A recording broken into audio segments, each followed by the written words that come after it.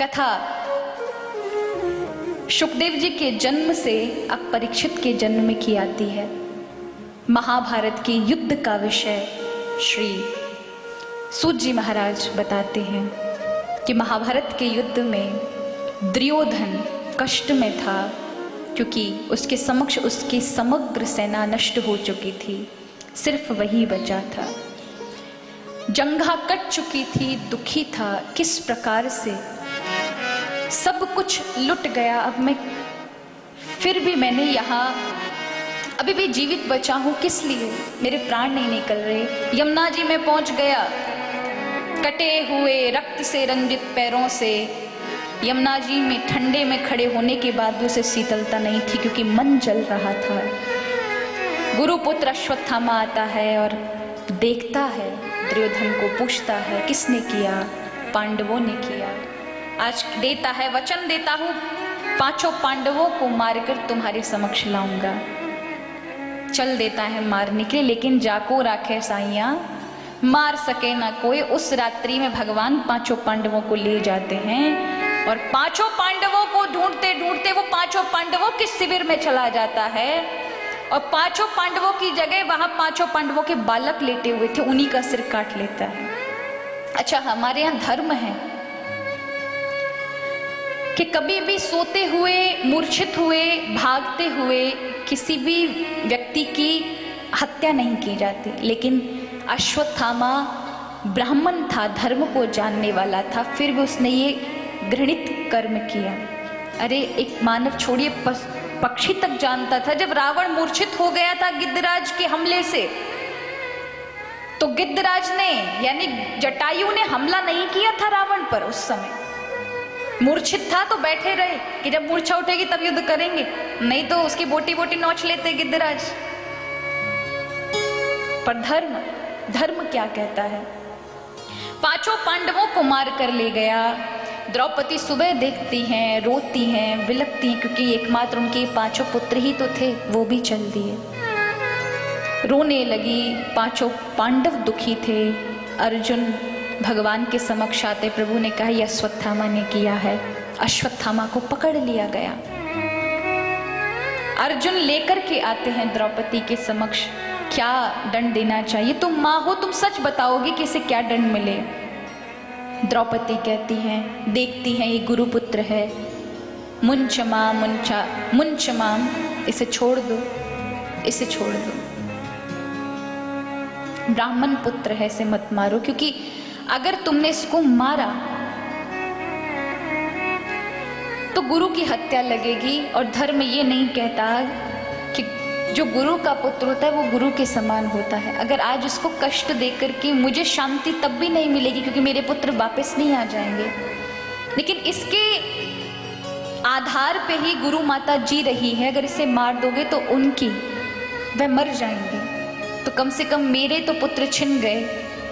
उनके गुरु माता को देख करके उनका पुत्र मत छीनो। धर्म के उस उचित कार्य को देखकर युधिष्ठिर बड़े प्रसन्न हुए, कहने लगे देवी तुम धन्य हो, तुमने धर्म को नहीं छोड़ा। और जब ऐसा कहा तो भीम ने कहा सब धर्म का परिचय दो, लेकिन मैं इसका सिर फोड़ दूंगा। मेरे बालकों को हत्या करने वाले को मैं छोड़ने वाला नहीं हूं। दौड़े मारने के लिए। अर्जुन ने भी कहा हाँ, मैं भी छोड़ने वाला नहीं हूं, इसने हमारे पुत्रों की हत्या की है। उसी समय प्रभु ने कहा जब मारना था तब तो मारा नहीं, अब पूरी सभा के सामने लेके आए हो तो धर्म का पाठ पढ़ रहे हो। यहां अब नहीं मार सकते, क्योंकि अगर यहां मारोगे तो अब धर्म पर चलना होगा, क्योंकि धर्म की बातें समक्ष रख दी गई हैं। इसलिए ब्रह्म बंधुर न हंतव्य आतताई वदान हना। जो पापी होता है वो मारने योग्य है, उसका वध कर देना चाहिए। लेकिन अगर ब्राह्मण है, कोई भी हो, कैसा भी घृणित कार्य करे, मारने योग्य नहीं है। और बालकों का हत्यारा कोई भी हो, छोड़ने योग्य नहीं है।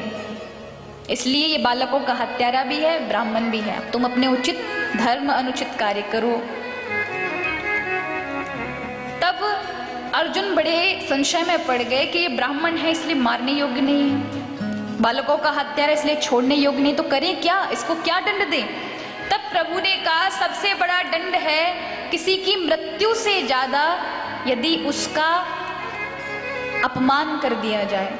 ऐसी जगह जहां वो सम्मान पाता है, वो जीवन भर उसे कचोटेगा और उसकी मृत्यु वही है कि किसी सम्मानित व्यक्ति का यदि अपमान हो जाए पूरे समाज में तो उसकी ये समझो मृत्यु ही हो गई। आज अश्वत्थामा को उसकी शिखा आदि हटा करके, मणि निकाल करके और पूरे नगर में भ्रमण कराया, सभी गालियां दे रहे हैं उसे।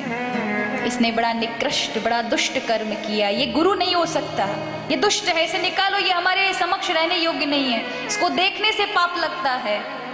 जब इस तरह के अपमानित वचन सुने, अब तो वो बहुत पश्चाताप करने लगा और क्रोधित होने लगा कि मुझे मार दिया होता, लेकिन यहाँ तो मुझे इन लोगों ने मारने की बजाय मेरा अपमान किया है, बदला अवश्य लूंगा। छूटते ही सोचने लगा कि अब कौन बचा है पांडवों के वंश में जिसको मैं मारूं, क्योंकि पांडवों को मार नहीं सकता था, स्वयं कृष्ण का जिन पर हाथ, तो भला उन्हें कौन मारेगा।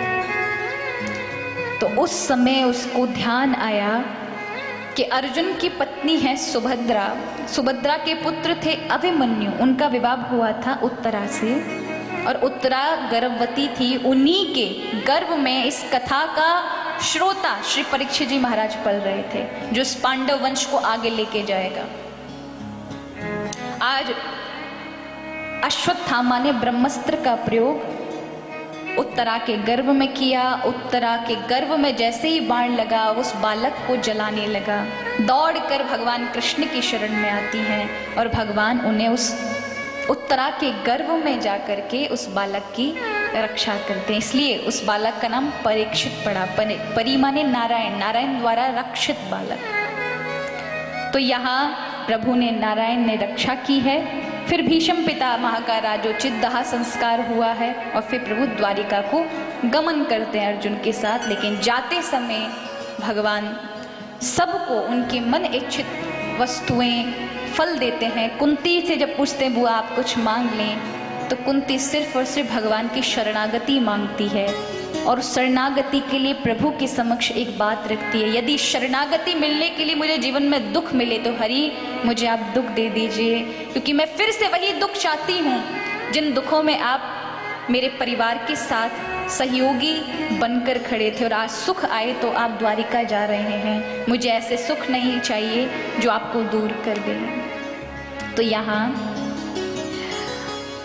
आज कुंती को आशीर्वाद दे करके, उनकी प्रार्थना को स्वीकार करके, उनको अपनी भक्ति का, विमल भक्ति का दान करके द्वारिका आते हैं।